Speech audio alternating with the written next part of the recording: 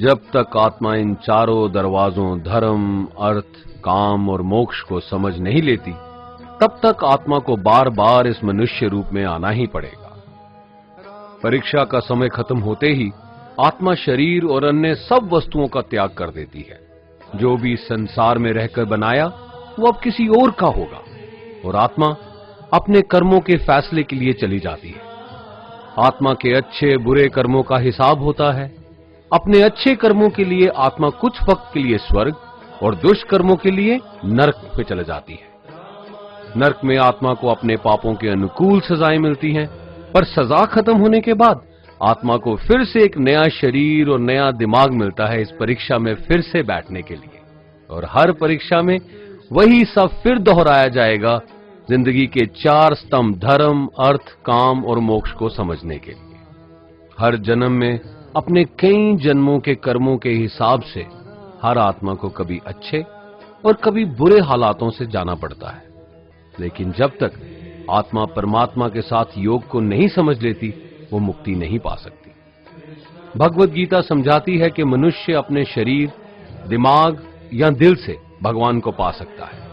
शरीर द्वारा किए कर्मों के माध्यम से परमात्मा को पाने को कर्म योग कहते हैं। ऐसे कर्म जो परमात्मा की इच्छा से हों और दूसरों के कल्याण के लिए हों। वाल्मीकि ने रामायण लिख के, श्रवण ने अपने माता पिता की सेवा और उन्हें 4 धाम की यात्रा करवा के, मदर टेरेसा ने अपने प्यार और सेवा के माध्यम से, और मैडम क्यूरी ने वैज्ञानिक खोज में अपने जीवन का बलिदान देके अपने कर्मों द्वारा परमात्मा को पाया। भगवत गीता समझाती है कि एक आत्मा दिमाग से भी परमात्मा के साथ योग लगा सकती है।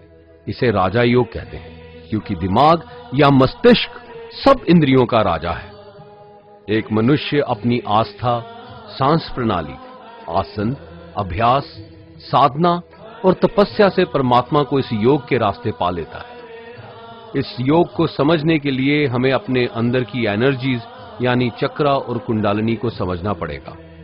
आत्मा मस्तिष्क से मेडिटेशन या ध्यान लगा के परमात्मा के साथ योग लगा सकती है। शंकराचार्य, स्वामी परमहंस, स्वामी विवेकानंद और उनके जैसे कई योगी इस योग के रास्ते परमात्मा के साथ संधि लगा पाए। परमात्मा भगवत गीता में कहते हैं कि अगर किसी आत्मा को धर्म ना भी समझ आए, योग ना भी समझ आए, पर अगर वो मेरी शरण में आ जाए तो मैं उसके सारे पाप माफ कर देता हूं। परमात्मा को ऐसी दिल की गहराइयों से पुकार के पाने को भक्ति योग कहते हैं। चैतन्य महाप्रभु, मीराबाई और भगवान हनुमान इस योग के सबसे बड़े उदाहरण हैं।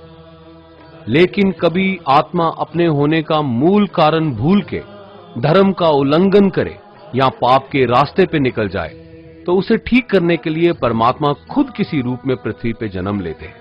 आइए श्री भगवत गीता, गुरु ग्रंथ साहिब, तुरा, बाइबल, कुरान या ऐसी किसी भी दीनी किताब को पूरा पढ़ के इस जिंदगी के असली मायने समझें और परमात्मा के साथ योग लगाएं।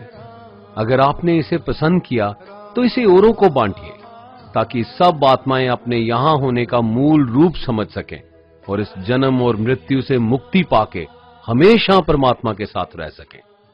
धन्यवाद।